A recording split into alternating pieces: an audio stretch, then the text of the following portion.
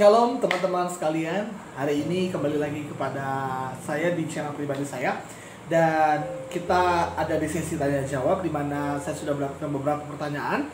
Dan kiranya vlog pribadi ini bisa memberkati kita semuanya dengan menjawab pertanyaan-pertanyaan yang bisa dijawab secara sederhana. Karena saya tidak akan bawakan banyak teologi yang berat, tapi saya bawakan dari firman Tuhan. Dan bagi saudara yang diberkati, saudara boleh like, subscribe, dan juga share channel ini. Bagi saudara juga yang memiliki pertanyaan, boleh menuliskan pertanyaan di kolom komentar atau menghubungi saya di media sosial saya. Dan hari ini ada satu pertanyaan yang sering mungkin didapati atau menjadi satu kebimbangan bagi anak-anak muda biasanya ya. Tapi tidak mungkin juga untuk orang-orang tua. Ada pertanyaan yang datang kepada saya melalui WhatsApp saya seperti ini. Saya sudah tahu itu dosa, tapi saya tak lakukan. Bagaimana kasih karunia Tuhan? Bagaimana apakah Tuhan mengampuni saya? Nah, itu dia. Saya sudah tahu dosa, tapi itu saya lakukan. Ya. Nah, pertanyaannya begini pertama. Jawabannya seperti ini pertama. Semua kita sudah berdosa. Roma 3:23, semua orang telah berbuat dosa dan telah kehilangan kemuliaan Allah. Ya. Dan upah dosa itu maut. Namun, ini konteksnya anggaplah seseorang sudah lahir baru, dia sudah menerima keselamatan. Nah, 1 Yohanes 1:9 mengatakan, jika kita mengaku dosa kita, maka ia adalah setia dan adil, sehingga ia mengampuni segala dosa kita dan menyucikan kita dari segala kejahatan. Gak peduli mau apapun itu dosamu, gak peduli apakah kau sudah berdosa, lalu kau buat lagi, kau berdosa lagi, kau buat lagi, kau berdosa lagi. Ya, memang ini bukan berbicara mengenai kasih karunia yang dimurah-murahkan, tapi memang inilah kasih Tuhan itu. Memang inilah jenis kasih Tuhan, memang inilah spesialisasi Tuhan itu, yaitu kasihnya luar biasa pada kita. Jika kita sudah berbuat dosa, yang perlu kita lakukan adalah mengaku kepada dengarkan, mengaku kepada Yesus, bukan kepada siapapun kecuali Yesus. Mengaku kepada Yesus. Ada nggak contoh di Alkitab orang yang sudah tahu itu dosa tapi lakukan? Petrus contohnya. Ya, Petrus itu sudah dikatakan Tuhan, engkau akan menyangkal aku 3 kali. Dia sudah tahu itu salah dan dia berkata, Tuhan, aku nggak akan sangkal engkau. Aku akan ikut engkau, bahkan mati pun aku mau, masuk penjara pun aku mau demi engkau. Tapi apa yang terjadi? Karena sama dayang-dayang pun, sama pembantu pun, dia takut. Itu dosa. Dia sudah tahu bahwa itu dosa yang Tuhan bilang, tapi dia lakukan.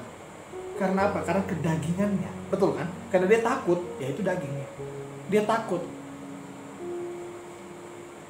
Itu kedagingannya. Tapi bagaimana respon Tuhan? Tuhan datang mengampuni dia. Bukan dia yang datang, Tuhan yang datang. Tuhan melawat dia. Dalam Yohanes 21, ya Yesus memanggil dia, gembalakanlah domba-dombaku. Jadi pertanyaannya, siapa sih? Jadi pertanyaannya gini. Jadi apakah Tuhan mengampuni semua dosa? Atau kalau kita udah berdosa, kita bertobat, kita berbuat dosa lagi, apakah diampuni lagi? Jawabannya iya. Kalau begitu enak loh hidup orang Kristen. Tapi kita nggak tahu kapan kita mati.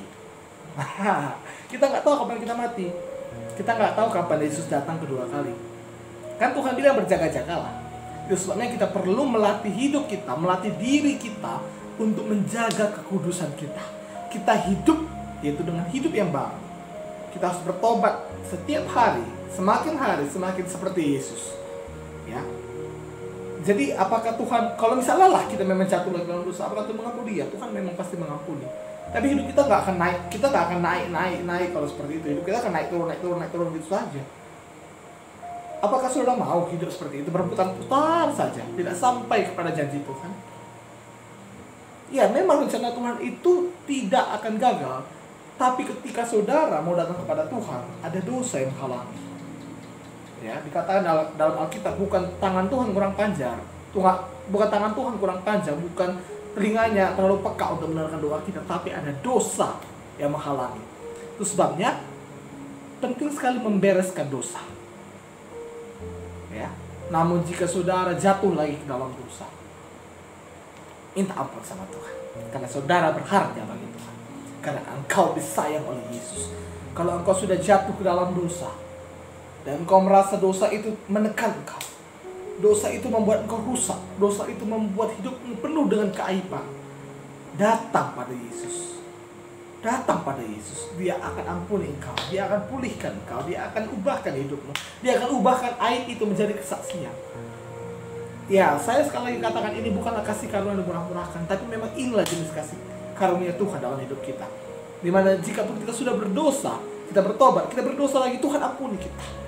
Selagi kita masih hidup, dan selagi Yesus belum datang kedua kali, bahkan pada masa antikristus pun, kita masih bisa bertobat. Namun itu harus dibayar dengan darah kita, darah Yesus. Dan juga kita harus mati sebagai martir. Dan kalaupun kita itu tidak martir waktu masa antikristus nanti, Tuhan datang kedua kali, kita akan tetap diselamatkan. Itulah kasih karunia Tuhan yang begitu besar dalam hidup kita. Karena Yohanes 3:16, karena begitu besar kasih Allah akan dunia ini. Memang begitu besar kasih Tuhan itu. Ya, kita lihat di Alkitab bagaimana Tuhan itu sangat mengasihi umat. Bahkan kalau kita berbicara mengenai kisah akhir zaman, ya, satu persatu murka Allah itu diberikan. Dan dalam kitab Wahyu kalau kita baca ada seperempat saja yang habis dari muka bumi. Tidak sekaligus semuanya habis. Itu karena apa? Karena kasih karunia Tuhan. Dia menahan murkanya. Jadi engkau, siapapun engkau, apakah engkau pelayan Tuhan, anak Tuhan, hamba Tuhan, kalau engkau sudah jatuh dalam dosa, bertobat. Yesus menerimamu. Yesus mau pulihkan hidupmu. Yesus sayang sama. Amin. Jangan merasa tertuduh dan mengatakan, aku gak layak bagi Tuhan. Jangan. Engkau layak, engkau berharga bagi Tuhan. Tuhan akan tetap mengampunimu. Tapi ingat, jangan berbuat dosa itu lagi. Kalaupun jatuh lagi, engkau harus melatih dirimu untuk melawan dosa itu. Ada Roh Kudus dalammu yang bisa meneguhkan atau yang bisa menolong engkau melawan dosa itu. Mari kita hidup setiap hari, hidup maksimal, hidup semakin dekat dengan Tuhan, hidup semakin mengenal Tuhan, semakin jauh dari dosa, semakin membenci dosa. Kita bisa. Caranya, yang pertama, baca Alkitab. Yang kedua, banyak berdoa. Yang ketiga, memuji menyembah Tuhan. Yang keempat, bergaul dengan orang-orang baik, bergaul dengan orang-orang komunitas-komunitas baik, masuk grup WhatsApp. Kalau sekarang ini mungkin kita harus social distance, ya, social distance. Saudara bisa bergaul melalui WhatsApp saudara dengan orang-orang yang takut akan Tuhan. Jadi baca Alkitab, lalu banyak berdoa, banyak memuji menyembah Tuhan, bergaul dengan orang-orang Kristen. Yang kelima, berkarya bagi Tuhan. Ya, berkarya bagi Tuhan. Mau apapun karyamu itu, pasti kau gak akan jalan dosa kalau fokusmu kepada Tuhan. Ya, itu saja. Mari kita bertobat.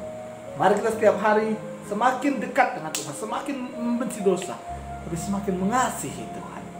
Kalau engkau tidak melakukan dosa, bukan berarti Tuhan makin sayang padamu, tapi itu membuktikan bahwa engkau yang makin sayang pada Tuhan. Karena dari dulunya, dari engkau masih berdosa pun, Tuhan sudah sayang padamu. Sebab Yesus mau mati di kayu salib menebus kita. Amin. Kiranya pertanyaan ini bisa terjawab. Tuhan tidak menghukum engkau seperti perempuan yang kedapatan berzina itu. Apa kata Yesus? Aku pun tidak menghukum engkau. Pergilah dan jangan berbuat dosa lagi. Hari ini, apapun dosamu, minta ampun sama Tuhan. Tuhan akan ampuni engkau. Tuhan sayang padamu. Kiranya ini bisa memberkati, bisa meneguhkan, bisa menghibur kita semuanya. Amin. Dan jangan lupa untuk like, subscribe, dan juga share video ini, channel ini. Dan juga bagi saudara yang memiliki pertanyaan, saudara boleh tanyakan di kolom komentar. Dan juga melalui silakan menghubungi media sosial saya. Kiranya Tuhan Yesus memberkati kita semua dan melindungi kita semuanya.